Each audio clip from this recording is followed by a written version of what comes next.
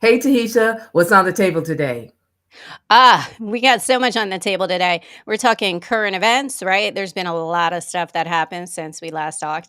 And today's Friday the 13th. I'm going to have some little stuffs that you might not have known, business related for all those on LinkedIn who follow us for today. Well, Some of it's money. Uh, well, oh, I'm yeah. sorry. I'm sorry. Well, you know what? Today I'm bringing all things tech to the table. We're talking AI. We're talking our telephones, our cell phones spying on us. Ready to get started? Oh my gosh, you know I am. Welcome to Let's go. MT Fridays. We're Melonya Johnson, owner of Be Smart Coaching, and Tahitia Timmons, owner of Conscious by Us. Together, we're here to fill your Fridays with unscripted conversations that cover the gambit: politics, current events, science, social justice, health and wellness, and more. We're here to elevate the conversation. We're fighting the brain drain, one unscripted conversation at a time. So grab your coffee, tune in, and let's dive into another episode of MT Fridays. Hello, my friend. Hello, hello, hello. How are you doing? I am doing good, even though it's Friday the 13th. Um, so this is a what is it? Like a day of bad luck.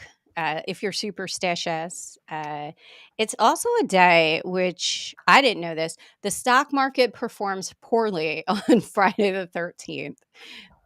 There was some research done in 2013 that says anywhere between 800 to 900 million dollars in retail spending and like spending doesn't happen on Friday the 13th. Which I thought was kind of interesting. I'm sure it's more now because I feel like we're much more superstitious in some ways. But I thought that was like a neat little tidbit. Tupac Shakur died on Friday the 13th. Um, Along with, which is the opposite of this, but the first Grand Master of the Ku Klux Klan was born on Friday the 13th. Um, 1989, the stock market had a little mini crash.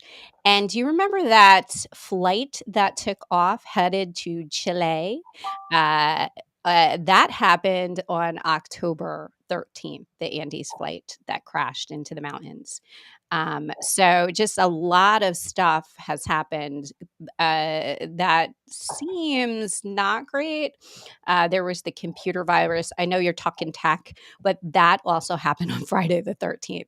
So if you're feeling a certain way, like discombobulated, that it might be the day. Like maybe don't, you know, don't do anything wild. This is one from your area. It says that the city of Buffalo was hit with a freak storm in 2006 on Friday the 13th.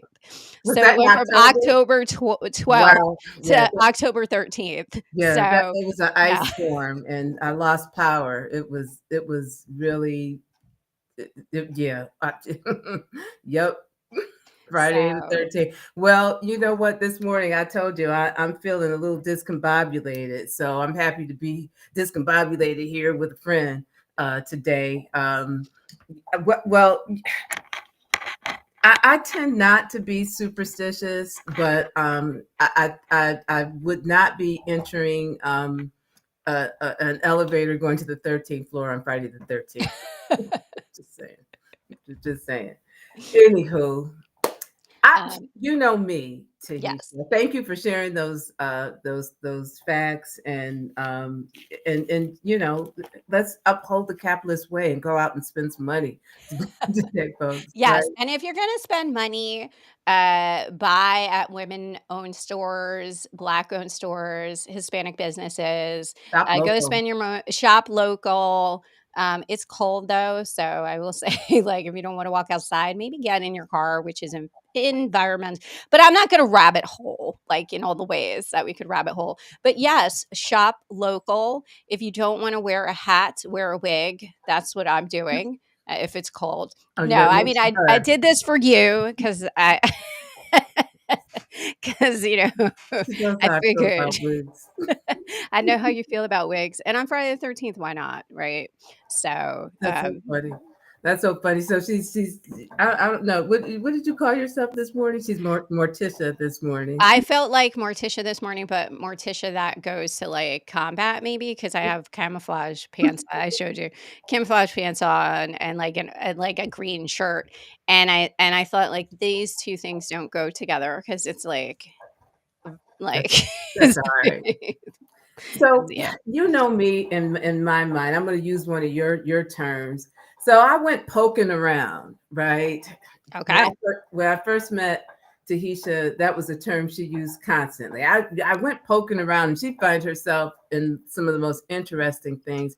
And one night, for whatever reason, I thought to myself, how how much energy does AI use, right? Because I've come to use AI a lot in some of the things that I do, and I sometimes, I'm torn between, geez, I'm brilliant, or is ChatGPT brilliant, right? Well, I'm telling ChatGPT what to do, so that still makes me somewhat brilliant, right? And I kind of wonder that, if excuse me, if the use of AI that expedites business, expedites content creation, expedites writing and things of this that we've become so heavily attached to, what does that mean in terms of how much energy does this use, and what does it mean for our environment? Oh, wow. Because it's another technological shift and it's another source of energy, right?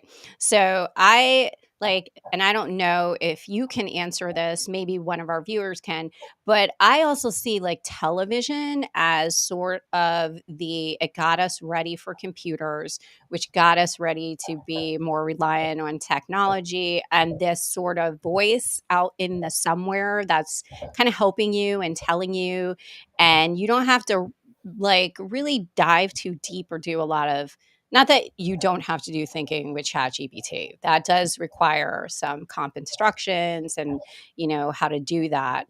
But I do think it's kind of interesting that you asked about the energy because I think televisions were a big pull on energy when Well, they this is first different. sort of This is emerged. really different. Oh, I okay. mean, in terms of even the energy that is required for a Google search, this is multiple times bigger. Just a query is multiple Are you going to times. take away my Google search? No, no, no, not at all. But what I'm talking about is some years ago when I practiced Buddhism, Nichiren Shoshu Buddhism. One of the concepts is that a cause and effect, right? Hmm. For every cause there is an effect, and we have become.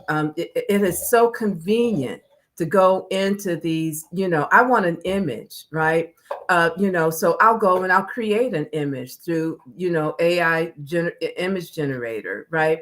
But we don't realize that to create that one image, it takes us the same amount of power as it would to fuel our cell phones, right? So I don't like that image, so I'm going to do it again, and I'm going to do it again. It's some of this a chat GPT query, I can't say the word, Query. query takes 10 times as much energy as a Google search. So wait a second, because explain this to me like I've never seen energy in my life. Because I'm trying to imagine this. Where is the energy coming from? It's not coming from my Well, house, I'll tell right? you where it's coming from. It's Okay. coming from, it is, so, when we think of the cloud, we think of, yeah, it's out there somewhere. Where all of this information is stored are data centers. Data Okay. centers are energy hogs. Okay. This requires a lot of energy. One of the things that, because AI is always learning, it's training, when a query is one thing, it requires a certain amount of energy. But when they start training the models, meaning that the AI goes out into the ether, so to speak, out into the internet to gather information, that is a lot of energy. And they said data centers could reach 16% of US total consumption of energy by 2030. That's up from 2.5%.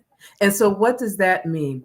These data centers, all if your computer generates heat, these data centers generate a lot of I heat. know my computer generates heat because my cat loves to lay on top of the computer. Yes. And cats love warmth. So, and I actually was worried that she was going to overheat it, right? Because it has to stay like a certain coolness. So, but I wasn't even thinking about that in the context of these. Whereas, like, I've got my computer, I don't know why. And I, I feel like I'm a smart person. I don't know why I didn't think, how do we cool these down? How do we power the big ones? I guess I just imagined it was up in a cloud somewhere, like, floating And information, and it didn't need to be cooled off. It, like, none of that needed to happen. But now that I'm thinking about it, like the Wonder Woman computer, like that big room of like computers and how much heat that must have. You're absolutely right. So what's the plan? Is there a plan? before I go in, I just want to kind of lay the my dog is deciding anytime I'm on recording, she decides that she wants to sit next to me and chew on her rubber toy that makes a lot of noise. Thank you. That's our other cohort. Hi, But Indy. but nobody really thinks of this. That's why we're here, right? Filling the brain drain one step at a time. I think, when this was, first became popular, people were more afraid of, are we going to lose our mental acuity? Are we going Mhm. to lose our ability to write and critical think? But all of this needs energy. We're looking at two forms of energy, right? We're looking at electricity to give the AI energy, and then we're looking at water or some sort of liquid, right, to cool these servers, right? And it takes a lot of energy. This also produces greenhouse gas, right? That these are things that we didn't think about. I think, oh, I messed up, but Google's last environmental report said that I think greenhouse emissions rose 49% in 2019. Their 2019 to 2023. Microsoft total emissions rose of 29% from 2020 to 2024. They have stopped in some cases of the sunsetting or closing of some coal factories or coal firing producing factories to be able to fuel energy for these data centers, right? They're thinking about using nuclear fission for them. There and one, I think Microsoft fooled around with trying to see if they could put their servers underwater in the ocean, right? And I'm thinking, well, cause and effect, right? If you've got a lot of servers in the ocean, isn't that going to heat the ocean, right? Isn't that right? So it's really a very complex problem. I think they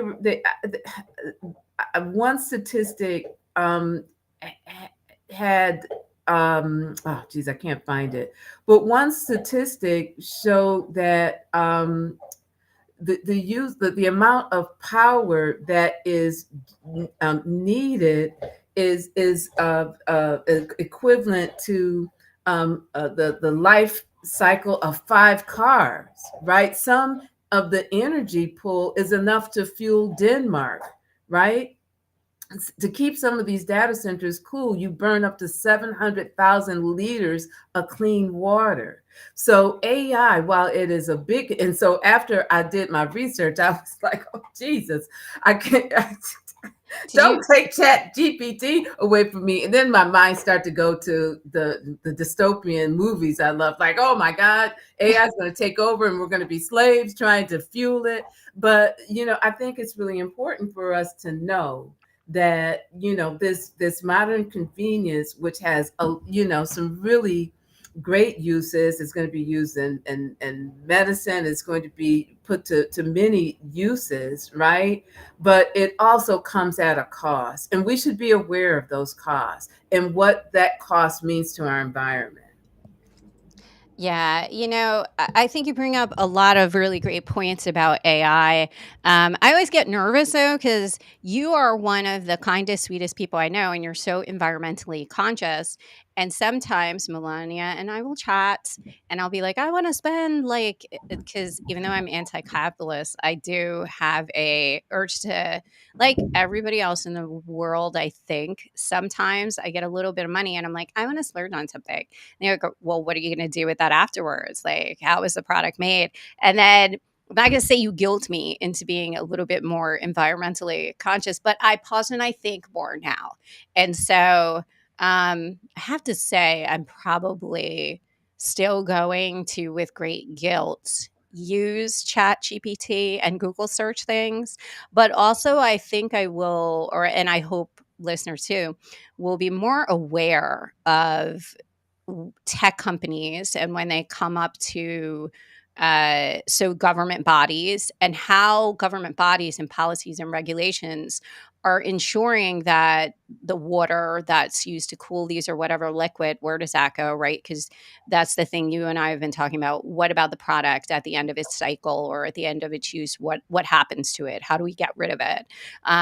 Even like we've talked about how in personal conversations, like how do we get rid of packaging that isn't necessarily recyclable? So I think this was a great topic to bring up and talk about, because it's one of the hidden things that we're not talking about at all, or some of us are talking about. Yeah. And I'm going to ask you one question about this. So, with or in the U.S., with a shift in politics, right? So, is this still on the agenda? And you don't have to know this. Maybe this is something we can all reflect upon.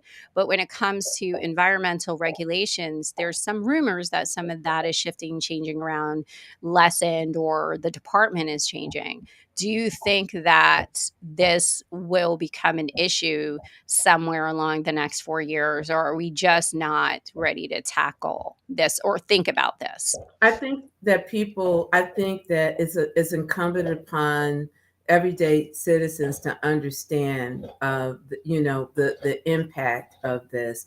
For example, there are a lot of data centers going up. There was a place in Virginia that just had a conglomeration of data centers. So you should know that if a data center is being proposed for your area, right? Because they're always trying to find sources, and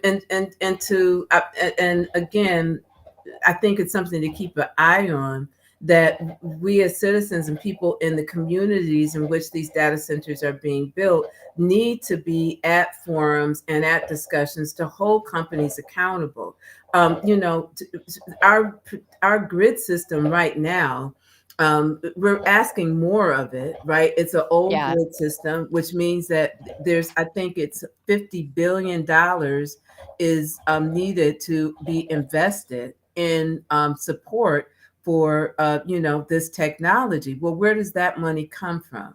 What does it mean to I live in Buffalo. We live in one of the largest freshwater resources in our country. Does that mean that there will be data centers here to try to utilize that energy from our lake or whatever? So again, talking about those infrastructures and those things, those costs are typically passed on to the residents in the area. Mind you, these companies do bring in tax revenue, but just be very conscientious and cognizant of the fact that for every cause there is an effect, right?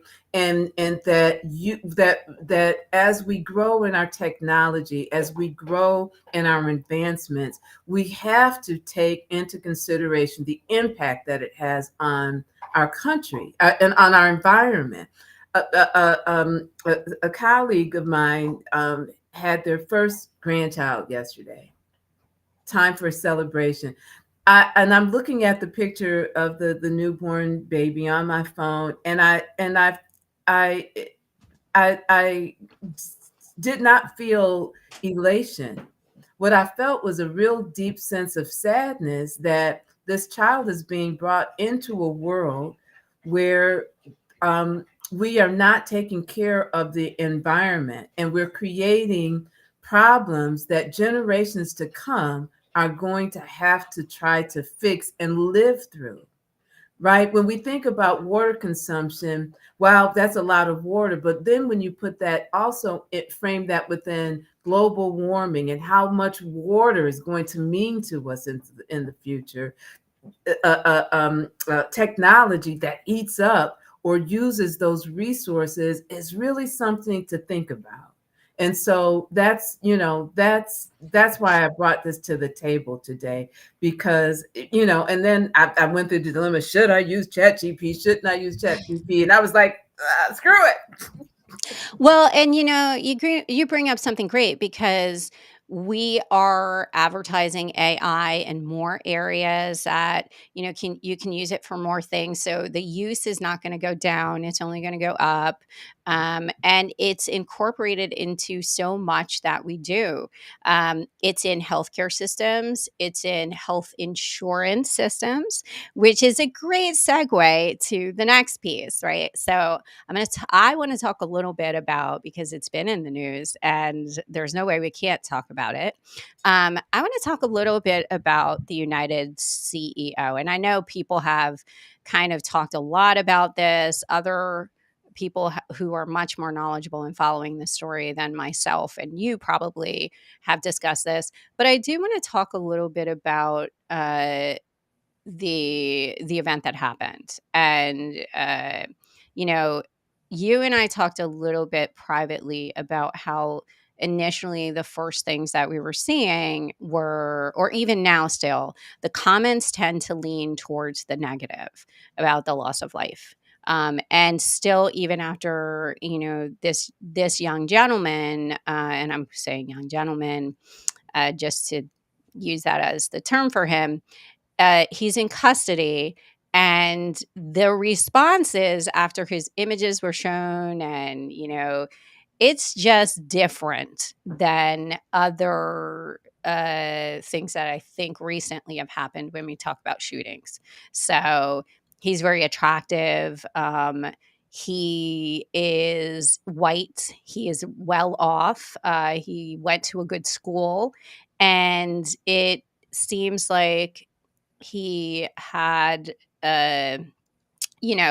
he got into reading about health insurance maybe, and got into really the dark side of the healthcare business, which, having come from healthcare, honestly, healthcare does have a lot of things in it that are not conducive to promoting life, right? Like in a capitalist system where it's return on investment, someone's going to be a loser if you have to make profit off of health, right? There's not a winner if my healthcare organization has to kind of turn a profit every year. The board is looking at, well, how solvent are you? How much money did you make?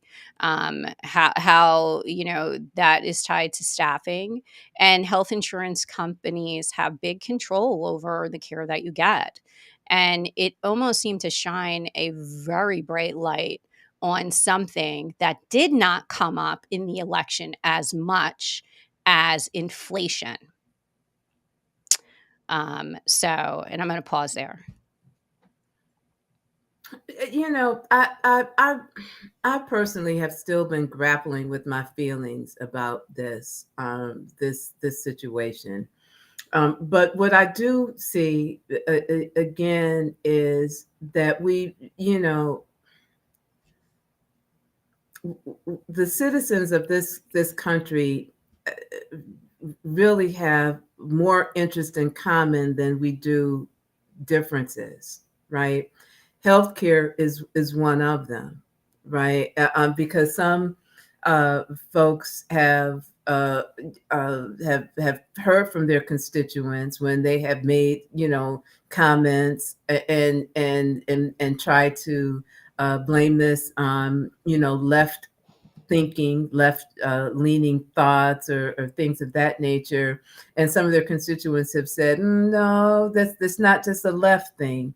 I think this is an opportunity if we were galvanized to and had the focus to do so, to go to our legislatures, to go to Congress, our Congress people, and say, hey, why are you not investigating these companies that are taking our money, right, but not delivering on services, and they're denying us? There needs to be an investigation of this. Really, what there needs to be is universal health care, right? I don't know why not we, some vote against their own best interests, because if you removed this industrial complex of medicine, of it's not health, right? It's not health care, right? When a company is figuring out a way to make a profit off of people's illness, right? And in the case of this CEO, he I think they said he had 75,000 shares of stock within the own company. So being having draconian measures, right, implemented only fueled his pockets as well as his stakeholders' pockets, and that shouldn't be a thing. And so here's where you and I diverge, right, on the thinking here. Having come from healthcare, and I know you worked in healthcare too, and wellness and health, but I have a different thought here. My thought here is that in healthcare, you will never have CEOs who will ever prioritize quality patient care as long as it is measured by capitalism and a return on investment. It does not behoove me. If I am smart, it doesn't behoove me on the healthcare side to get you better. You are better off being chronically ill, because if we're talking about products, right, and we're talking about the people, the illness here is the product, and caring for people is the product. That's what I'm delivering. And health insurance is trying to, because we've bought into this idea, instead of paying fully out of pocket for things, we're going to pay someone. And then if we have an issue, they've already kind of saved up, like instead of throwing it into a save, and they've already negotiated rates and fees at these healthcare institutions and these, with your provider. It sounds in theory like this is going to work out well. Like I'm investing into something, and when I need it, it's going to be there. And the healthcare providers are like, great, we're going to get paid, because in theory they get paid, everybody gets what they need. But if and I'm going to take this all the way to the far, if the product is the care of human beings and illness is a part of that, then it really doesn't make sense, if we're talking about return on investment and making a profit on the healthcare side, for us ever to get you better. For you to be chronically ill, I have a supply of someone who's going to be, in my care. And even though we say like, hey, we're all about, curing people and we're all about getting you better. If everybody was healthy in the United States, right, and everybody was healthy in the world, healthcare profit would go down, and people using healthcare would go down. And a lot of the denials that happen are about preventative medicine and tests. Your doctor may say, hey, I think this med may help you more than this med. Well, your insurance company doesn't approve that med because it's not generic yet, it's new. The pharmaceutical companies are also in on this because to make profit, right? Every board meeting is how much money did you make, right? So in healthcare, I say that this system cannot work because the morals in business are different than the morals that we think of when we think of healthcare. We think that Someone should be taking care of people because it is the right thing to do. And there is no right thing to do in business and capitalism. We say that there is. We lay something on top of our business here in the United States and we say, well, we want ethical business and we want business owners who are going to care for the customers that they service and the environment around us. But the truth is, the bigger piece is how much money did you make? And will you still be around next year making profit? And I say this because hospital systems in New Jersey that were not highly profitable have closed down, and hospital systems in urban areas closed down because of funding. And if we really cared about health, then that would not happen because we know there is no lack of people who could use healthcare, but they don't have health insurance that would pay for some of these things. So these CEOs that were saying, hey, you guys have to do better because morally and ethically this is draconian and this isn't the right thing to do. I am always, if my goal is a return on investment and profit and to say this is how much we made last year, I'm always going to try to cut something somewhere, including anesthesia, which we saw that, right? Like, I don't know if you heard this, but not just in United, but other places had decided, hey, they got together and they said, well, if it runs over what we think the surgery should take, then they're going to have to pay for the extra anesthesia. And that's wild, right? But it's also saying that we are robots and we can, this is how long this takes. And if it's past that, why was it past that? But I don't think we're in disagreement at all. I think that I think well, where I do disagree is this. I think that a healthier that if we stay with this model, right, health insurance should be investing in helping us prevent diseases. How many diseases that are being treated, chronic diseases, diabetes, hypertension, the impacts of obesity and improper eating and things of this nature, right? If you have a healthier insurance base, then you're paying out less claims, right? It's actually in the insurance company's best interest to keep people healthy so that they can collect all the money and really not have to pay out and not have to uh, uh, uh, deny claims that are legitimate. But the whole system within itself, healthcare should not be privatized, right? It should be a human right, like it is in other, what's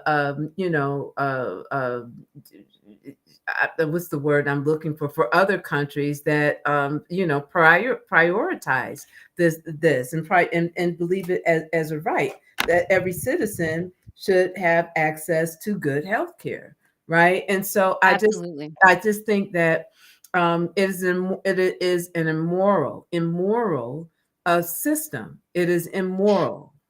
Well, and see, I would not call the CEO immoral because the I didn't call morality him of business. immoral. I said the Well, system the is system is immoral. immoral. But I Yes. will say a lot of people have said, like, this guy, he was just out to make money. And, like, he is a business guy. And yes, we like to say that great business guys also care about the business. But the truth is, if he wasn't making a return on investment, if he wasn't making that company profitable, he would not still be in his job. And that is the piece that is disturbing about this particular area in healthcare.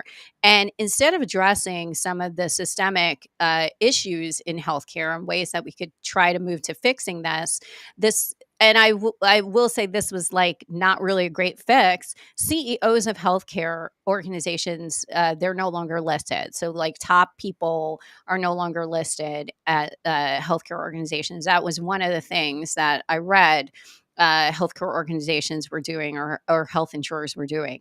So, but if you look at who the shooter was and what he did to find the guy, I don't think that if you remove the names of your leaders and your administrators, that's going to stop a highly motivated person who wants to do this. Like this was a planned act.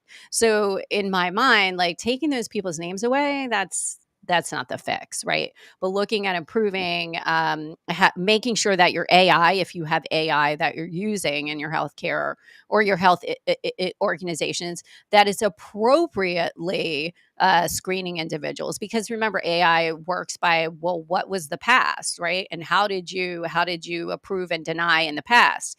And we do have high denial rates. It's almost like they deny you first. And then if you fight or talk, like say something, then there's this action to like not deny it. So it almost seems like maybe AI learned that from the human beings who were denying people originally. And I say this because when my daughter was born, um, not only did I have like a very complicated pregnancy with her, but after she was born, we got a bill for some wild amount back. So she was born in 19, I don't remember. She's 26. Anyway, she was born in the late 90s. And we got a bill for over 200,000, 300,000, maybe more than that. She was in NICU for a few days. And we both had health insurance. We both had health insurance. But because we had not enrolled her within a certain time period, she wasn't under the health insurance. And so oddly, they paid for my bill. They did not pay for the baby's bill. And so in my mind, I was like, well, most people go to the hospital when they're delivering and their expectation is they're going to have a baby, right? A healthy baby. And even if it's not healthy, that things are going to work out and if you both have health insurance, that you're not going to walk away with a bill for the baby. It took us a year to get that bill fixed. And the only reason it was fixed, or the only reason like something came of that, was because in the state of New Jersey, where I happen to be located, whoever is born first in the year, if and they have health insurance, they're the ones whose health insurance pays for it. The two health insurance companies started to fight because we were like, we both have health insurance. Like, why would we pay this bill? And back then, I was still in nursing school. I was working at a bookstore and I found my salary back then. And I think I made like $300 a week. Like there was no way we were going to be able to afford this bill. But in this country, even individuals with health insurance who are underinsured can end up paying tens of thousands of dollars for healthcare. If you look at your out of pocket, and some out of pockets over the course of the year or family, like what you have to pay first, are over $10,000, close to $20,000. What family can afford $20,000 and you're paying maybe $300, $400, sometimes a week, to the health insurance company? So not only do you have a $20,000 out of pocket in some cases, but you might be paying up to $2,000 a month just for your health. And that doesn't count what your employer is paying. And then there's also the unspoken pressure of, if I do have health insurance tied to my job, not only am I thinking about, if I leave this job, I lose my health insurance, but I also may have to switch over and get all new providers, all new doctors. If there's a new health insurance where, the new place I go to, I encounter that. If you're working at some health institutions, they may say to you, hey, welcome to our health institution. Welcome to our health insurance. And guess what? You can only use our physicians and our caretakers. So that was something that is, I don't know how well known that is, but at health organizations or providers, sometimes they will say to you, you have to go to our institution to keep their money inside too. So it's an entire system of just, how do we save money? How do we make money off patients? How do we make money even off of our clinicians when we have to go to those organizations? And is that the best care? I'm not sure. Actually, it's not. I'm going to make a stronger statement. That is not the best care, because it doesn't take into account the expert provider, and it doesn't allow the provider to really give you the best care that you could possibly have. And so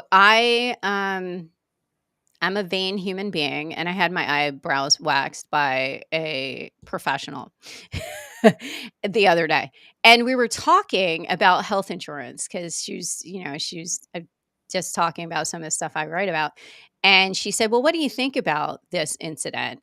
And I said, I think it should shine a light on health insurance and healthcare in the United States, but I don't know if it will, because even as I talked with her, she said to me, "Yeah, I have a friend who they don't have health insurance, and this year alone they've spent 12,000, over $10,000 on urgent care, and they just don't know how they're going to pay for that." It is bankruptcy from medications and medical care. That's one of the leading reasons why people are having financial issues. So I did find it kind of surprising. The big talk was about inflation, because that's the thing we see every day when we buy eggs, when we get gas. But inflation also impacts in some ways how your dollar spends on healthcare. And if you didn't have that $40,000 bill for a family of four, what would that look like? And we're already paying a lot in taxes, right? So if I knew I could get healthcare by going up a little bit, I'm willing to pay for that. I'm willing to pay for that, to know that everyone gets the healthcare that they need, and that it's not mandated by some dark building somewhere that says, if we pay this piece of care, we're not going to make our quarterly profits. Now I'm done. And today's rant was And today's rant was brought to you by, I have a huge insurance bill. my secret wish is that this doesn't die down. I hope that, I'm not that it does, that it leads to greater levels of violence. No, but I hope that it's not a passing news story, that we go on to the next thing. I hope that we are all, our eyes are really keenly set on this topic, because I remember The topic, and not how hot he is. That's the thing that but does worry me, I is was that really, go ahead.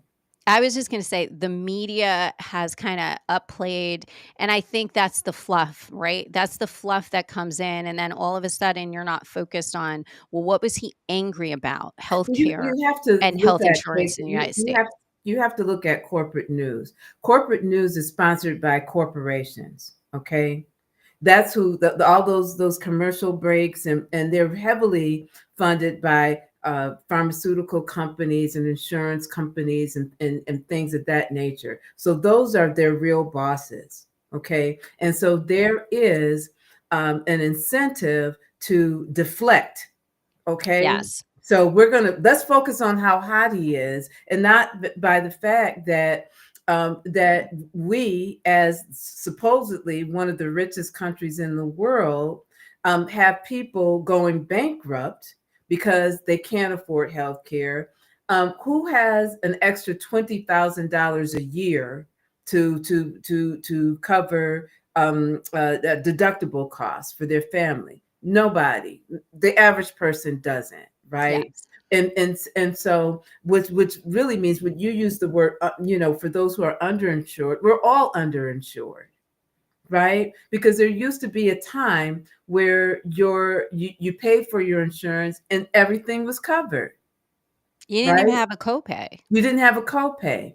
And so now you have copays and co-insurance and deductibles and all sorts of things to And keep tiers, tier 1, tier tier ones. 2, And you know what? tier none. If you want a real doctor, then but I mean, and so again, stop to think, people. We're paying more for less, right? And then when we are at our most vulnerable place, or one of our relatives, and that's what really sent this young man off. Two things: one, his mother had really bad neuropathy, right? And the delays and all of the issues and denials that went into her treatment as he listens to his mother scream. from pain. Then he himself had some back issues, that chronic back issues or back pain. And so people are at their wits' end. They're sick. And they're And frustrated. they're And it's sick and they're frustrated, and it's immoral. It is not, this is not a moral system. And we, the for the richest, one of the richest countries in the world, this in other when some people were doing some interviews of folks in Canada and Europe about, you know, this story and how much it costs to pay for things. And excuse me, their reactions were their mouths open and they screamed. They were like, "What? That's correct. Well, how much do you think this procedure costs? What? $80, $100?" They're like $2,000. They're like $2,000. Well, how much do you think this procedure costs? What? You know, a few, you know, $100? No, $1 million. $1 million. These are real numbers. And so I think, you know.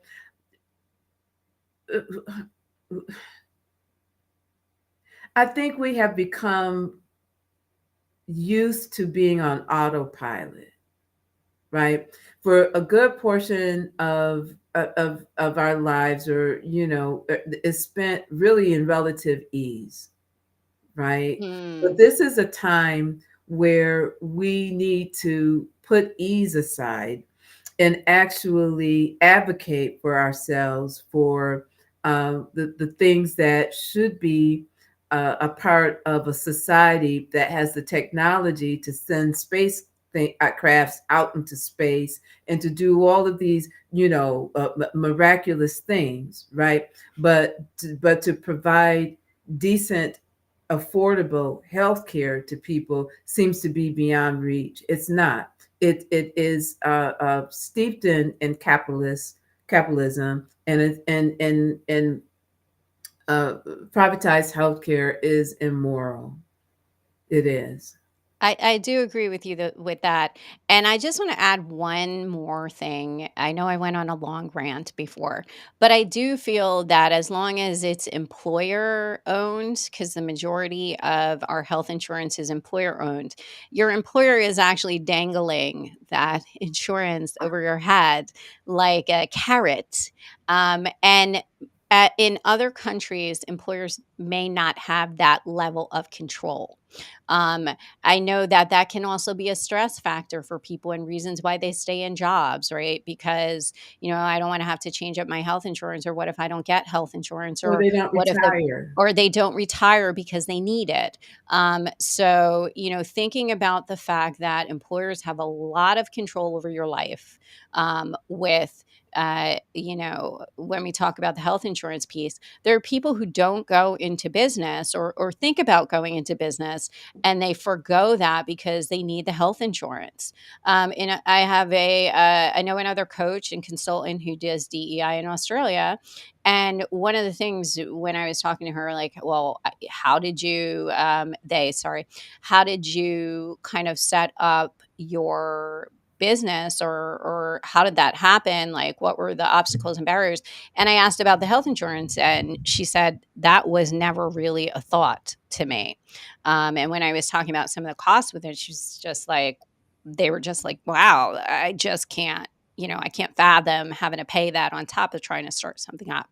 So it does actually harm us on the side of, you know, business growth. I wonder if we would have more innovation if it was not so tightly controlled by the few health insurance companies that we have, and the fact that it's a employer benefit. I remember seeing some package I got somewhere, and it was like, and here's extra things that you got, like here is part of your compensation. And I had not actually, honestly, Melonya, that was the first time I thought of my health benefits as part of my salary package, because I was also one of those people who's just like, well, you know, like it's just something that you get. But when you calculate it out like that, when I saw it like that, I thought, wow, I would actually rather have like health insurance that I don't have to worry about being tied to this employer, and not have it be touted out as a benefit. And the reason why we weren't getting raises was this package that let's say you're not using it all the time. It's not like I wasn't paying for that. Let's say you don't use it, then like I just paid into it, they just paid into it, and I don't really see that. And I won't even get started on if you get hurt at work and workman's comp. So, because that can be for another day, and how we handle that in our country.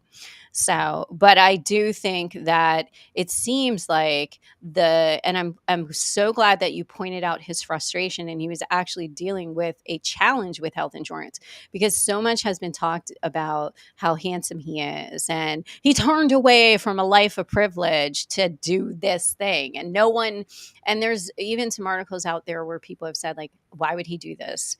And that, I think, is the fluff and the deflection you talked about. But let's also lean into to that. Looking through this from a different lens as an African American, imagine if this shooter had been African American, Mm.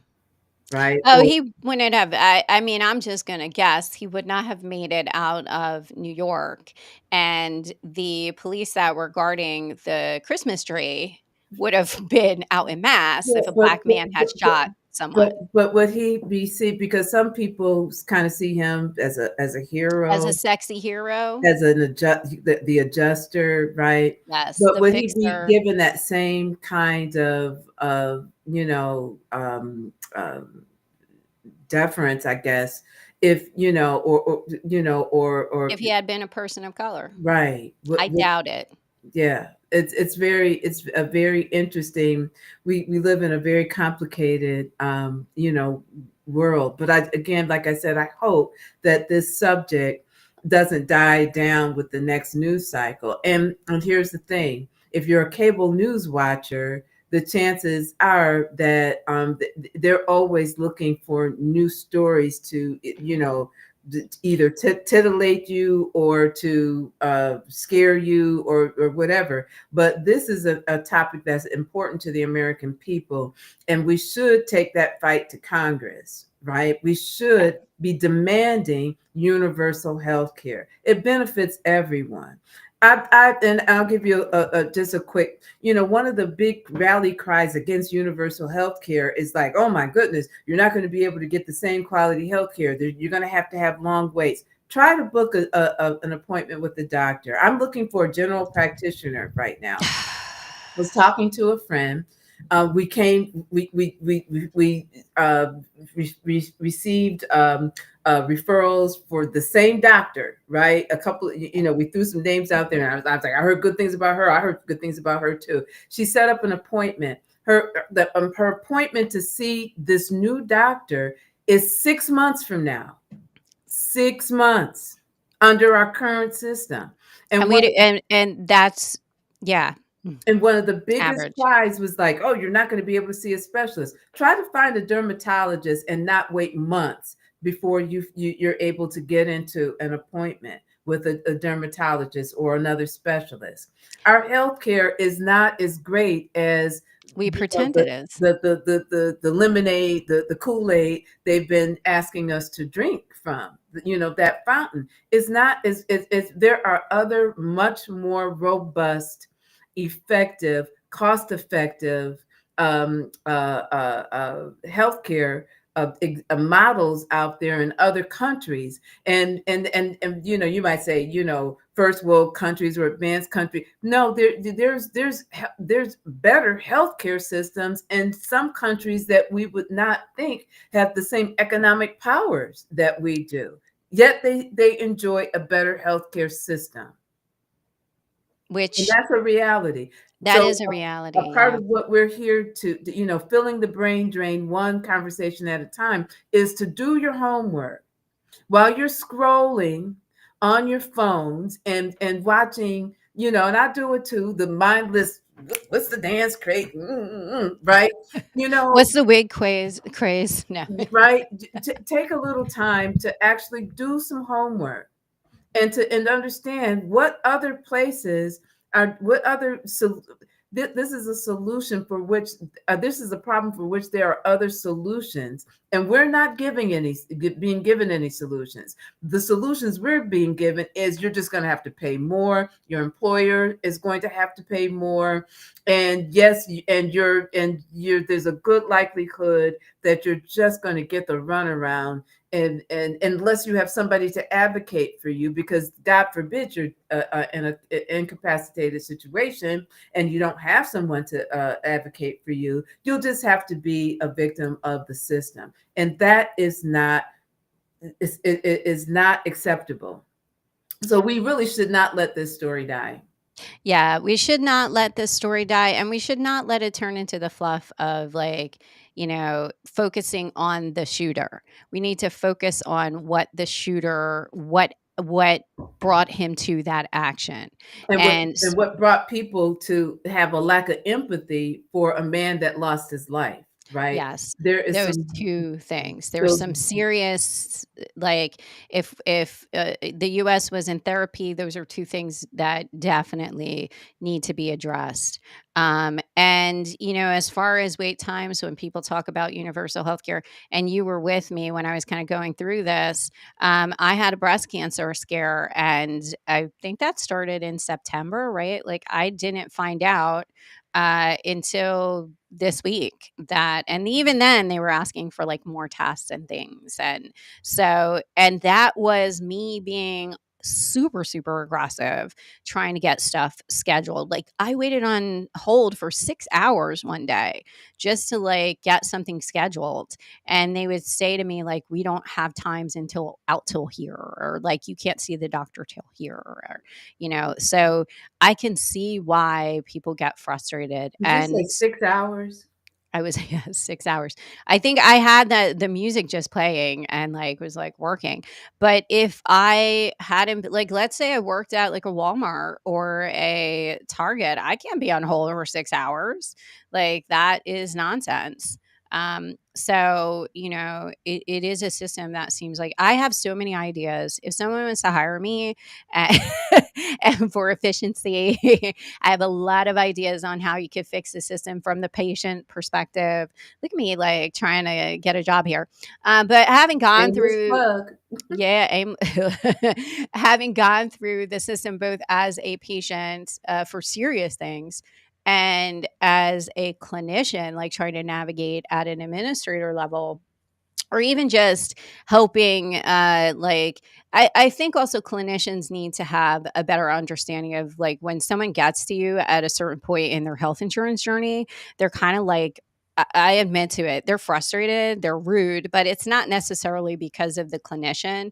It's because they've probably been jumping some hoops to get at wherever they're at. And like, there is a little like, okay, is this a person with the answer? Or like, there's a frustration level because we're all encountering each other like aggressors, like, unless you have a relationship with your doctor. And most of us don't get to develop that now, because most of us don't stay at the same company either for like our entire lives. So you may switch health insurance, you may switch providers, and that I think also is impacting the care in the United States. Mhm. I know people who have had two, three, four, five different primary doctors, and they're not even retired yet. So Mm. that also adds to the quality of care and continuity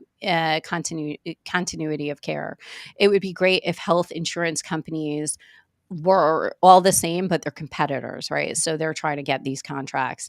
And that is the other piece, right? Like, healthcare shouldn't be competitive in that way. And I know we've been talking for a long time. Melania, do we want to close it out at the hour? I just want to say one more thing before I Yes. go. I'm gonna switch back to tech. Don't have a lot of time. Haven't done a lot of investigating in this, We but can go longer. I love talking to you. I love talking to you. But folks got things to do. They Okay. do. But you know what? But here's the thing. You know what? It's circulating in the news. But there have been breaches, data breaches with some of the larger cell phone carriers, right? Which means that our information is out there, right? And I think between Android users and Apple users, there is a space, and I believe it's China who is leading this. There is ways for them to gather our information. So you're being encouraged to use encrypted ways to communicate via text.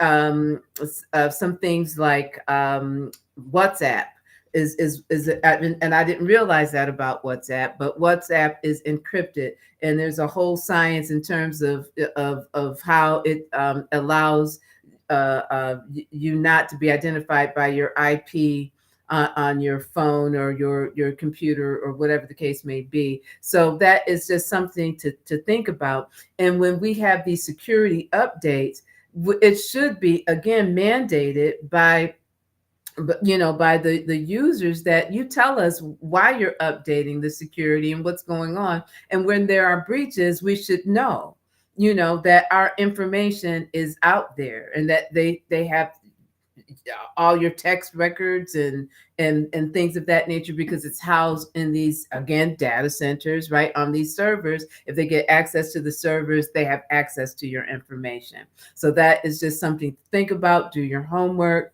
Again, it might mean, switching, instead of texting from your phone, using an encrypted texting app that will help to protect you. So that's just some food for thought. We're at the top of the hour. We are at the top of the hour. I did want to just share, I don't know if you saw this come across. We did get a comment from Dr. Harry Petaway. Interesting idea that your relationship and continuity with your provider is tied to your relationship with your employer. Yes, it Yeah, is. thanks for pulling that out. And yeah, so Melonya gave lots of homework. I always do. I'm a coach. And I was like, I just, come talk to me. And I like, let me tell you how you could do something someplace. Yeah. So I'm not running the show today. That's on you, my love. All right. Well, it has been a pleasure speaking with you today. I hope if anyone is out there watching, I hope that you found value. Be curious and keep feeling the brain drain in your own way, and visit us again next week, Friday, on MT Thanks for Friday. joining us on MT Fridays. If you enjoyed today's conversation, be sure to like, subscribe, and share for more insightful discussions every Friday. Remember, the brain drain stops here, so keep the conversation going by connecting with us on social media or visiting our website. Until next time, stay curious